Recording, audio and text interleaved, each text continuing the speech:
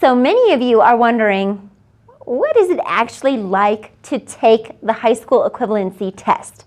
And my friend Zach here actually just finished. He just passed his last test. Woohoo, Zach! I'm so excited for you. So welcome to Purely Persistent. I'm Michelle. And Zach, we have a couple of questions for you, okay? Okay. So let's start off and tell us a little bit about where you started and your process of getting your high school equivalency. Okay, so when I very first came in, you took the tape test and everything like that, and I did not score that high. Uh-oh. And but then started coming to class and everything, and slowly got more confident in myself. That's great. Everything. Awesome, awesome. And then you eventually gained enough knowledge and you passed the test. Mm-hmm. Awesome. All right, so I have a few questions here from folks that I asked on Facebook as well as folks in my actual classes. So here are a few of the questions. So first of all, what strategies do you have on how to pass? I would say coming to class every day and just doing the work. Honestly, it's just as simple as that, is really just putting the time. Right, right. Okay, and what would you draft a timetable for all the subjects to study every day? I would say I probably would put, for it depends on which ones you're more weakest in. I put probably more time in writing essays and then math as my most out of all of the subjects. And what suggestions do you have for actually passing the math test and the writing test? It's honest, just studying is a lot, and I would say it's really just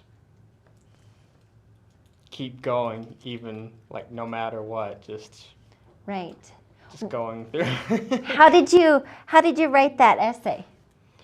I used the method that we actually learned in class and everything. And there's an entire video, I have a series of videos, so be sure to check those videos out. This is what Zach did to pass the essay. The essay is not really that hard. Was it hard? No. No, not at all. Were you comfortable writing essays before? Oh, no. So follow this technique and you'll totally pass the test, right?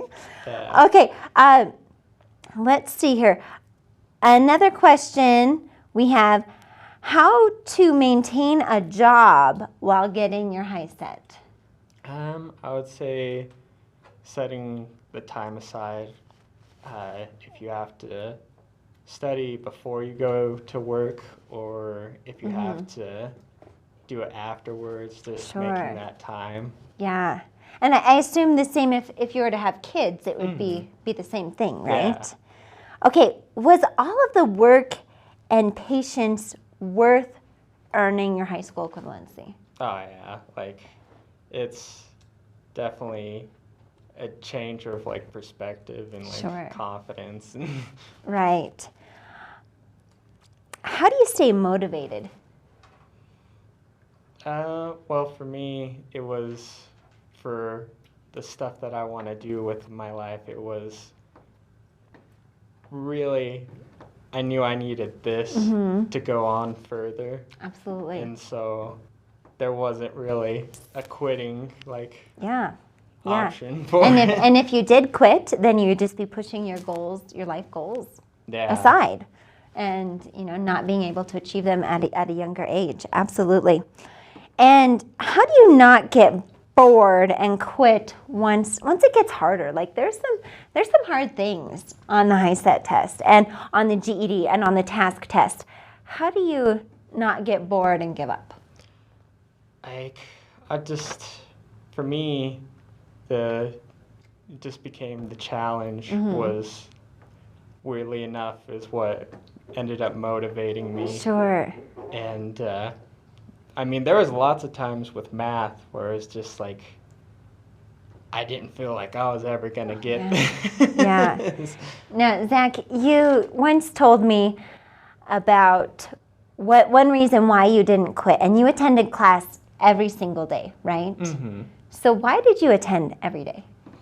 Because I didn't want to like miss a day and skip out on like stuff that was being learned, because then it's like you're playing a catch-up game. Exactly, exactly. Because so many of the skills build on top of each other, and if you miss one thing, then you could be missing a lot of really important information. And I think also, if you miss one day and you just don't feel like going, then maybe you're not going to go the next day and the next day, and then you're going to get in a cycle of where you're not actually coming to class, right? Yeah. So it's so important to attend class. And I know that some of you are not enrolled in a school, but maybe this could be working with Essential Ed online.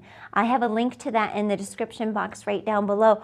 Or maybe that means that you're watching these videos here that I'm posting every single week, right? Yeah. Zach, do you have any last words of wisdom for the folks that are watching this? I would say, back on like your point of like attendance, is that having that repetition of like coming every day really does matter, because if you give yourself an inch, you'll give yourself a mile, and you can't really like do that with this. Yeah. Definitely takes a lot of self-discipline, but I believed in you, and you believed in yourself, and look at what you've accomplished. You should be so proud of yourself. And for you watching, you know, I believe in you. Zach believes in you. We know that you can do this. You just have to be persistent, be purely persistent, and go and achieve your goals. Set your mind to it. Don't come up with any excuses, because you can do this. You can earn your high school equivalency, whether it be taking the HiSET, the GED, or the TASC. You can do amazing things, and I'm really proud of you. Definitely let me know when you do achieve this goal. Yeah. All right, well, thanks for watching, and we hope that you have a beautiful day. Bye-bye.